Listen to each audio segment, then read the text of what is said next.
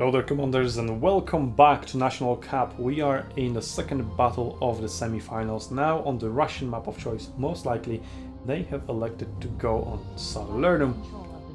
That's where they're going to take on the Chinese team, looking to punch their ticket into the finals.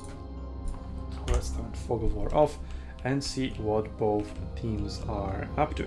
The Russian team, the red team, again, the blue team being China.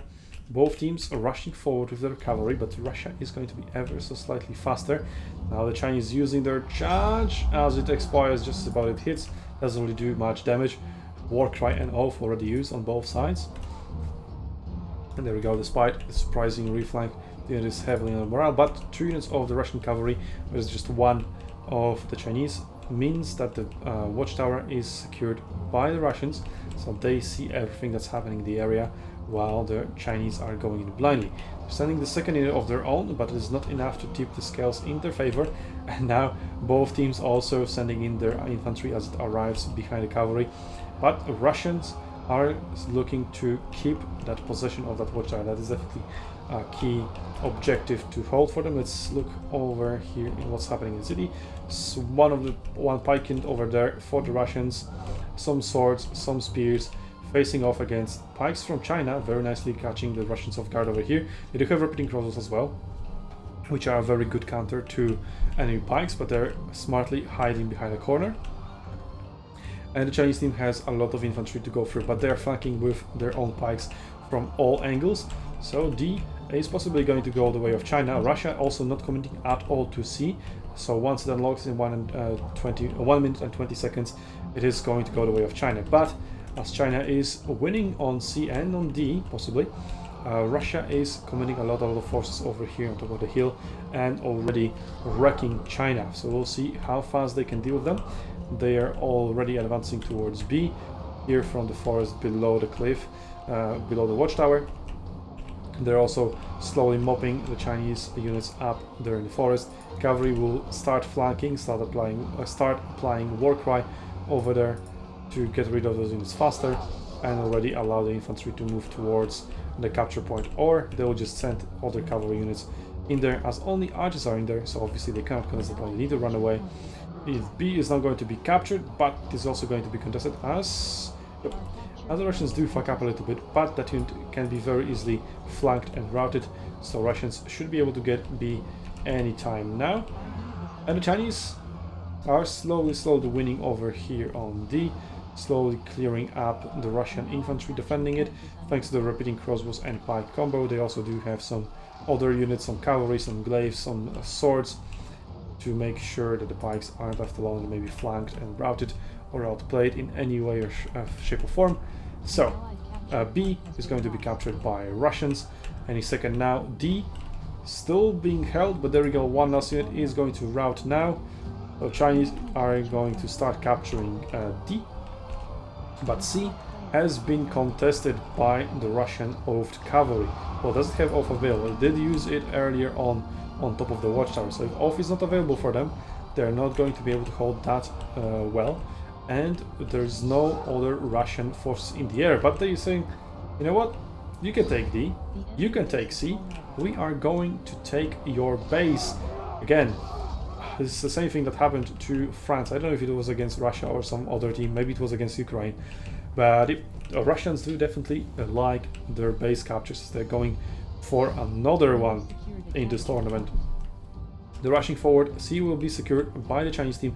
And what is the Chinese team going to do? They're healing up over here on D.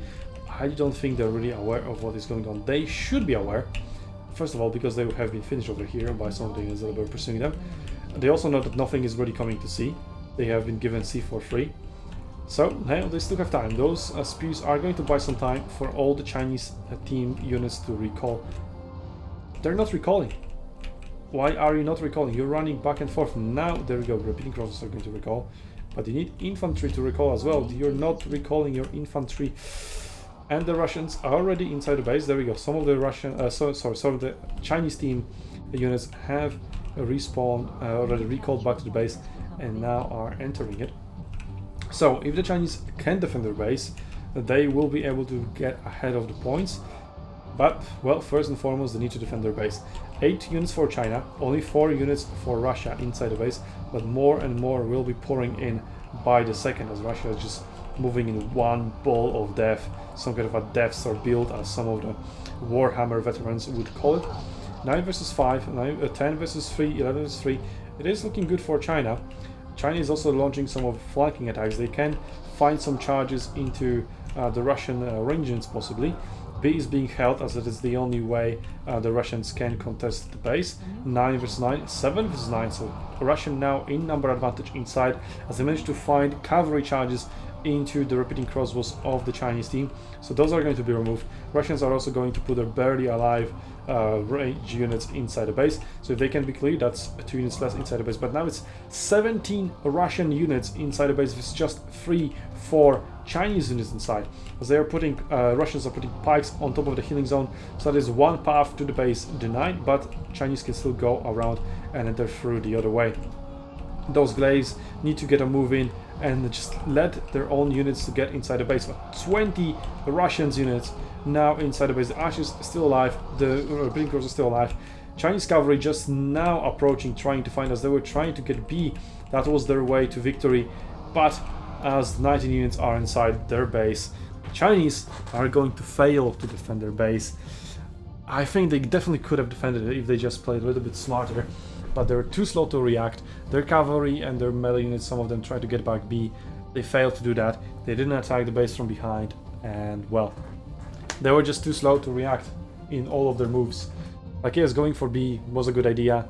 They realized it a little bit too late that in the end it was a bad idea. So they tried to attack the base from behind, but they were too late to do that, as the Russians have already capped it. So this battle was much faster than the previous one, and the Russians just showing dominance over the Chinese team. So have a look at the bracket. China is going to be knocked down to the 3rd place match. Russia is going to advance to the final, obviously, with a 2-0 victory over China. And the second semi-final, which is going to be held next week between Ukraine and Poland. See you there on Friday. Whoever wins will face Russia in the final. Whoever loses will face China in the 3rd place match. And obviously, Ukraine team is heavy favorite to win that. But then again, Poland did show some good plays. But yeah, I mean, Ukraine and Russia 1 league above, probably meeting in the final. We'll see about that though. May still happen. So in the meantime, while still wait for those matches to happen, you can help us bring the war back to the West. You know what to do.